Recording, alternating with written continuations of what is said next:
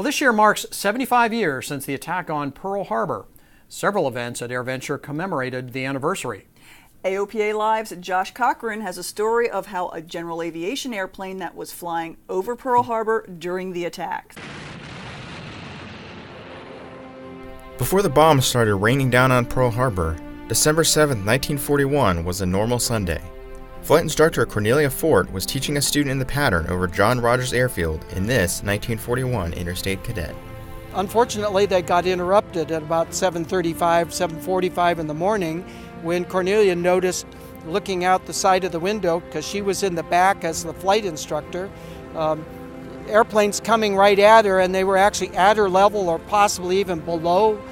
And of course, that was the Japanese Zeros and aircraft attacking Pearl Harbor.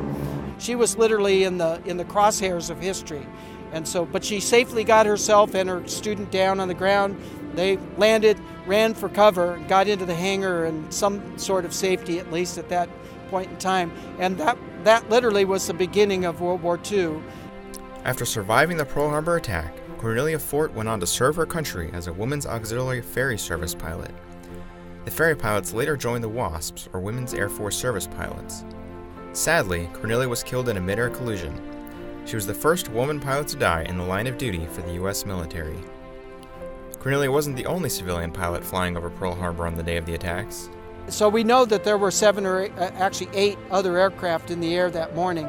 And the first victims of the attack were actually civilians and getting shot at as the Zeros got to Pearl Harbor. So all 8 of those people took off as civilian aviators on a lovely Sunday morning just to have a lovely general aviation flight, some of them moving airplanes, that kind of stuff.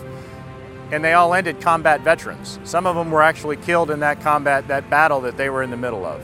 Now, Cornelia's airplane is here at AirVenture to tell the story of the civilian pilots flying over Pearl Harbor. The airplane has been completely restored to the way it would have looked in 1941. It participated in Tora Tora Tora, a recreation of the attack on Pearl Harbor at AirVenture, as the only airplane in the demonstration that is a true survivor of the attack. Josh Cochran, AOPA Live.